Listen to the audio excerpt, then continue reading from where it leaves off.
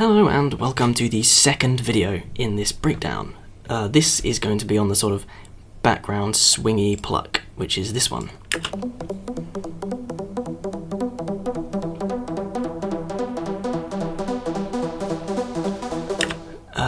It is an insanely simple sound. This will be a very, very short video, but we begin about 20 seconds into one of my favourite songs. Almost certainly this is a copyright problem, but whatever. I'm advertising Hazel's. He'll probably get about 1 or 2 more plays, thanks to me, so you're welcome, Hazel's. So yeah, listen in the background for a sort of swingy pluck, kind of dun dun dun dun dun dun dun. So that's what basically gave me the idea for this pluck.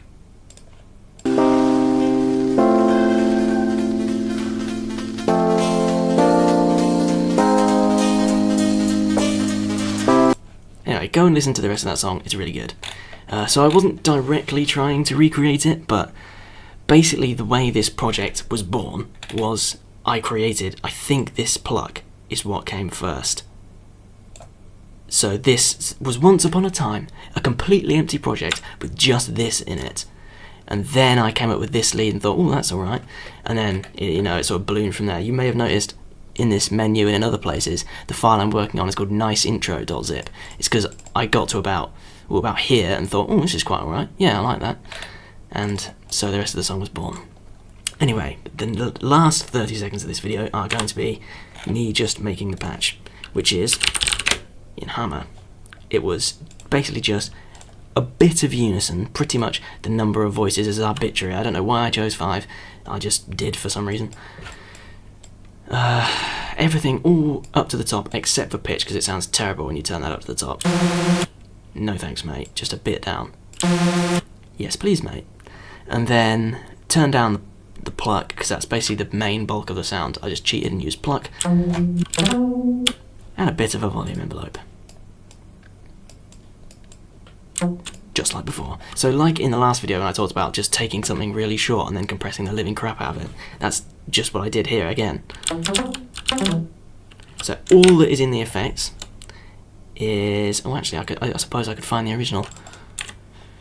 Where are we? All that is in the effects, so this is the original sound now, is OTT, and there's not too much to talk about here. All I did was move these around and turn the gain down because it was way too loud.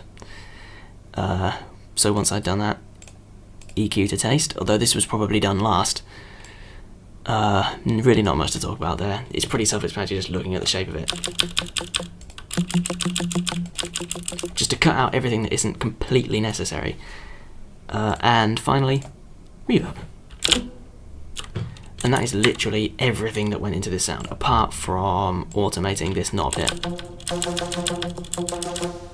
Other than that, if you haven't come across pluck before, I recommend very strongly that you find out what it actually does. Read the manual entry, there probably is one. If not, Google it, search on YouTube. Seamless almost certainly has a video about it, because it's not just a filter, and it is somewhat interesting.